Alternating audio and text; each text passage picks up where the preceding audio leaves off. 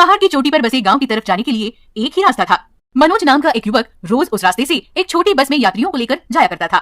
एक दिन वहां से गुजरते हुए उसकी बस के सामने एक हाथी आ गया। मनोज उसे देख डर गया। ऐसा रोज होने लगा, पर कुछ ही दिनों में मनोज को भी आदत सी हो जाती है। एक दिन मनोज खाली बस लेकर उस रास्ते से गुजर रहा था और क्या, हमेशा की तरह हाथी बस के सामने आकर रुक गया। मनोज नीचे उतरकर उसके पास जाकर बोला, अरे भाई, रोज यूं इस तरह बस के सामने आकर ठहर जाते हो, आखिर चाहते क्या हो तुम? वो हाथी कहता है, मुझे ये बस बहुत पसंद है। तुम्हारी बस देखकर मैं अपने सारे कष्ट भूल जाता हूँ। मुझे खाने को कुछ नहीं मिलता, भूख के मारे बेहाल हो जाता हूँ, पर ये बस देखकर मैं अपने सारे कष्ट भूल जाता हूँ। इसीलिए रास्ते से गुजरने वाली गाड़ियाँ देखता रहता हूँ। ओह, तो ये बात है, तुम्हें यहाँ खाने के लिए कुछ नहीं मिलता? यहाँ रास्ते घर बनाने के लिए पेड़ जो काट दिए हैं, हमें खाने को क्या मिलेगा? एक आध बार कुछ मिल जाता है। अच्छा ये बात है, तुम चिंता मत करो, मैं तुम्हारी मदद करूंगा, लेकिन तुम यूं बीच रास्ते में गाड़ियों के सामने मत आना। अगर वो गाड़ियाँ तेजी से आ रही है तो उनके साथ भयंकर हादसा हो सकता है, और हाँ, तुम्हें भी तो चोट लग सकती है। सावधान रहना, ठीक है? हाँ ठीक है, मैं आज से किसी भी गाड़ी के सामने नहीं आऊंगा। देखो, मैं कल से तुम्हारे लिए भोजन ले आऊंगा। यूं कहकर मनोज भी बस लेकर चला जाता है।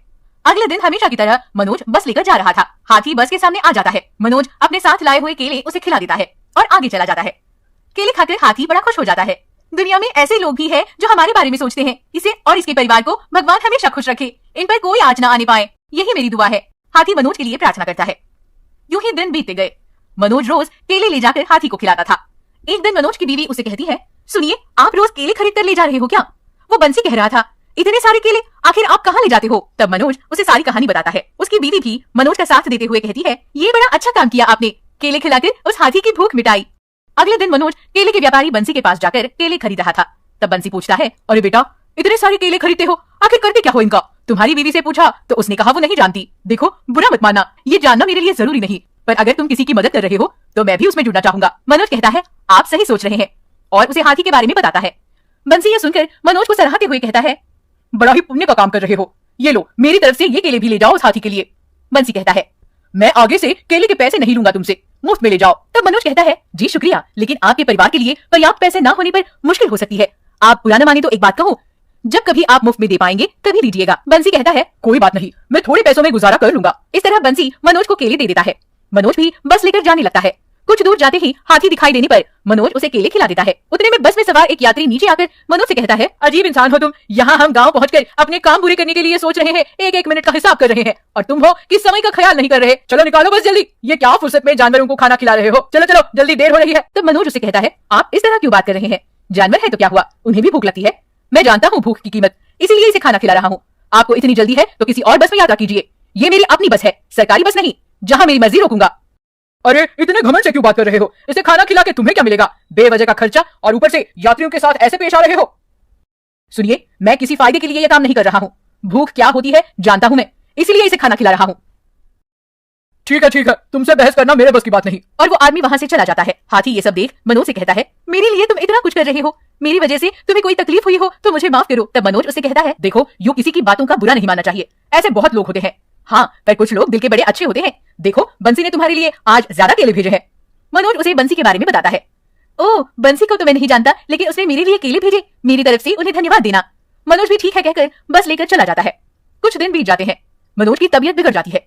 वो सोचता है, हाय, हाथी भोजन के लिए इंतजार कर रहा होगा, पर मेरी तबीयत नासाज है, जाऊं भी तो कैसे? भगवान, मुझे जल्दी ठीक कर दो, वरना वो हाथी भूखा रह जाएगा। हाथी भी मनोज की राह देखते हुए, अरे क्या हुआ, आज मेरा दोस्त अब तक नहीं आया, सब ठीक तो होगा ना? हे भगवान, मेरे दोस्त की रक्षा करना, हाथी प्रार्थना करता है। अगले दिन भी मनोज की तबीयत ठीक नहीं थी। वो अस्पताल जाकर दवाई ले आता है। अपनी पत्नी से कहता है, शारदा, मेरी तबीयत जल्दी ठीक होने जैसी नहीं है, मेरा बुखार तो बढ़ ही रहा है, मुझे ठीक होने में थोड़े दिन लग जाएंगे। तुम मेरे भाई से कहना कि वो बस लेकर गांव चला जाए, इतने दिन बस नहीं चली तो नुकसान होगा और यात्रियों को भी तकलीफ होगी। शारदा भी ठीक है कहकर बस की चाबी लेकर अपने देवर के पास जाती है। मनोज के भाई शंकर से कहती है, शंकर, तुम्हारी भैया की तबीयत ठीक नहीं है, देखो बस अगर नहीं चली तो नुकसान होगा और यात्रियों को भी परेशानी। तुम्हारे भैया ये नहीं चाहते, जब तक उनकी तबीयत ठीक नहीं हो जाती तुम बस चला लेना और पैसे तुम ही रख लेना। शंकर भी उसकी बात सुनकर, ठीक है भाभी, मैं बस चला लूंगा, खेती के काम भी लगभग हो गए हैं, आप भैया का ख्याल रखिए, मैं संभाल कर बस चलाऊंगा, आप चिंता न करें। शंकर बस लेकर चला जाता है। तब मनोज को याद आता है, अरे मैंने तो उसे बताया ही नहीं। क्या नहीं बताया? यही कि हाथी के लिए कुछ खाने के लिए ले जाए, वो राह देख रहा होगा, बेचारा भूखा होगा। हाँ, मैं भी भूल गई, शाम को बताती हूँ।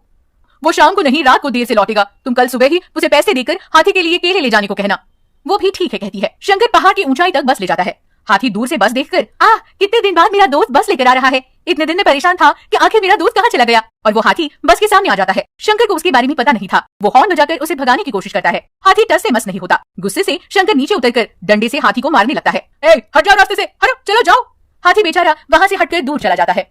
अरे ये तो मेरा दोस्त नहीं है, लेकिन बस तो मेरे दोस्त की ही है, फिर मेरा दोस्त क्यों नहीं आया? हाथी सोचने लगता है। अगले दिन सुबह शारदा शंकर को हाथी के बारे में बताने के लिए उसके घर जाती है, लेकिन शंकर उससे पहले ही बस लेकर चला गया था। उस दिन भी हाथी बस के सामने आ जाता है। शंकर गुस्से से डंडा लेकर उसे मारने लगता है। अरे रोज बस के सामने आ रहे हो, मरना चाहते हो क्या? और शंकर उसे मार ही रहा था। मुझे माफ करो, मत मारो। हाथी उससे कहकर वहां से दूर हट जाता है। शंकर बस आगे लेकर चला जाता है। अरे मेरा दोस्त कहाँ है? इसने मुझे कल भी मारा, आज तो ज्यादा ही मारा। कल से बस के सामने नहीं जाऊंगा। हाथी यूं मन ही मन सोच लेता है। इतने में बचाओ बचाओ यूं आवाजें सुनाई देती है। कोई है, बचाओ, बस खाई में गिर रही है, कोई मदद करो। हाथी आवाजें सुनकर उस तरफ जाता है। बस एक टीले पर टिकी थी, जरा भी हिलने पर खाई में गिर सकती थी। डर के मारे बस में सवार यात्री चीख रहे थे, रो रहे थे। हाथी ये सब देख, डरो मत, मैं सहायता करूंगा, और अपनी सूंड से हाथी बस को आगे की तरफ खींचता है। सबकी जान में जान आती है। शंकर हाथी के पास जाकर, बहुत शुक्रिया, तुमने हम सबकी जान बचाई। मैंने तुम्हें मारा, बेवजह मारा, कष्ट दिया, मुझे माफ करो। तुम ना होते तो बहुत बड़ी दुर्घटना हो जाती। शुक्रिया। हाँ ठीक है, मैं मेरे दोस्त की बस देखकर रोज आपकी बस के सामने आ रहा था। तब शंकर को बात समझ आ जाती है। ओह, तो तुम्हारा दोस्त और कोई नहीं बल्कि मेरा भाई मनोज है। उसकी तबीयत सही नहीं है। शंकर हाथी को सारी बातें बताता है। हाथी भी ये सुनकर दुखी हो जाता है। एक बार मुझे मेरे दोस्त के पास ले चलो, शंकर से कहता है। शंकर भी ठीक है कहकर उसे मनोज के पास ले जाता है। हाथी को देख मनोज खुश हो जाता है। हाथी उसे देख रोते हुए उसका हालचाल पूछता है। मनोज भी, तुम चिंता मत करो, मैं अब ठीक हूँ, उसे कहता है। शंकर अपने भाई को आप बीती बताता है। वो पूरी कहानी सुनकर मनोज और उसकी पत्नी हाथी को धन्यवाद देते हैं। तुम ना होते तो बड़ी दुर्घटना हो जाती, भगवान ने तुम्हें भेजा हमारी सहायता के लिए। वो उसे धन्यवाद देते नहीं थकते। तब से हाथी भी उनके साथ उनके घर ही रहने लगता है। वो भी बड़े प्यार से उसकी देख। माँ, मैंने कितनी जगह ट्राई कर लिया है, लेकिन मुझे नौकरी नहीं मिल रही है। क्या मुझे कभी नौकरी नहीं मिलेगी?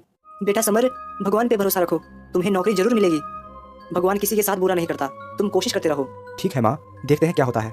समर अपनी माँ की बात सुनने के बाद फिर से नौकरी की तलाश करता है, लेकिन उसे कोई नौकरी नहीं मिलती। वो मायूस हो जाता है। एक दिन वो अपने गांव के जंगल में घूमने गया था। वो जंगल में चारों तरफ घूम रहा था, तभी वहाँ एक पेड़ के नीचे उसे एक बक्सा दिखाई दिया। समर उस बक्से के पास गया। उसने चारों तरफ देखा, लेकिन वहाँ कोई नहीं था। अरे ये बक्सा किसका है? यहाँ तो कोई है भी नहीं। चलो देखता हूँ इसके अंदर क्या है। समर जैसे ही वो बक्सा खोलता है, उसमें एक कागज का पन्ना था और एक छोटी सी छड़ी थी।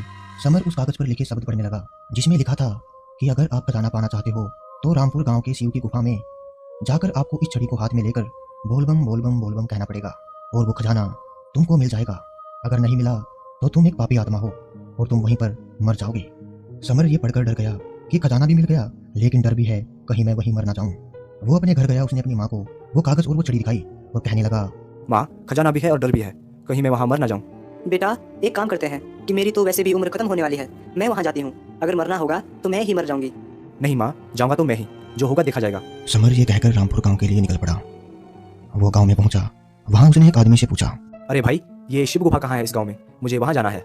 शिव गुफा का नाम सुनते ही वो आदमी एकदम चौकन्ना हो गया और कहने लगा, ऐसा उस शिव गुफा में क्या है? तुमसे पहले भी कई लोग आए थे, लेकिन जो भी इसके अंदर गया वो कभी वापस नहीं आया।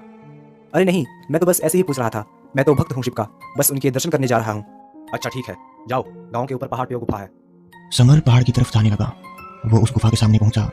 वहां एक आदमी बैठा हुआ था। वो समर को देखते ही कहने लगा, तुम यहाँ खजाने के लिए आए हो ना? मैं भी कब से यहाँ इंतजार कर रहा हूँ कि कोई तो उस खजाने को यहाँ से निकाले, ताकि मैं अपनी पूरी जिंदगी आराम से जी सकूं। अगर तुम्हें इतनी ही खजाने की जरूरत है तो तुम अंदर क्यों नहीं गए? लेकिन मुझे डर लगता है कहीं मैं अंदर ही मर ना जाऊं। तो ये डर तो सबको है कि कहीं हम अंदर मर ना जाए।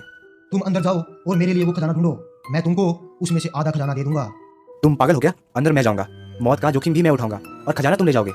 देखो लड़के, खजाना तो मैं लूंगा ही लूंगा, तुम नहीं तो कोई और सही। यहाँ से खजाना मैं किसी को ले जाने नहीं दूंगा।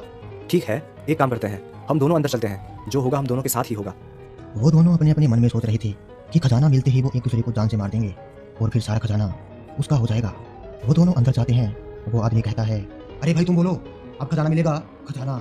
ठीक है, रुको, तुम पीछे हो जाओ। समर ने वो छड़ी हाथ में ली और बोल बम कहने लगा। एकदम वहां पर तेज रोशनी हुई, जिससे उनकी आंखें बंद हो गई, और जब उनकी आंखें खुली तो वहां पर खजाना सोने के सिक्के पड़े हुए थे। अरे वाह, खजाना मिल गया, अब मैं अमीर आदमी बन जाऊंगा। अमीर आदमी। इतने में समर अपनी जेब से चाकू निकालता है और उस आदमी का गला काट देता है, और उस खजाने को बैग में भरकर गुफा से बाहर आता है। गुफा के बाहर वही आदमी खड़ा हुआ था जिसने समर को गुफा का रास्ता बताया था। समर उसको वहां देखकर हैरान हो जाता है और कहता है, अरे आप यहाँ क्या कर रहे हो? मुझे पता था यहाँ खजाना है। मैंने तुम दोनों की बात सुन ली थी। अब इसमें से आधा खजाना मुझे दे दो। नहीं, ये मेरा खजाना है। इसके लिए मैंने अपनी जान जोखिम पे डाली है। मैं नहीं दूंगा। वो आदमी तभी एक तलवार निकालता है और समर को मार देता है और सारा खजाना लेकर वहां से भाग जाता है।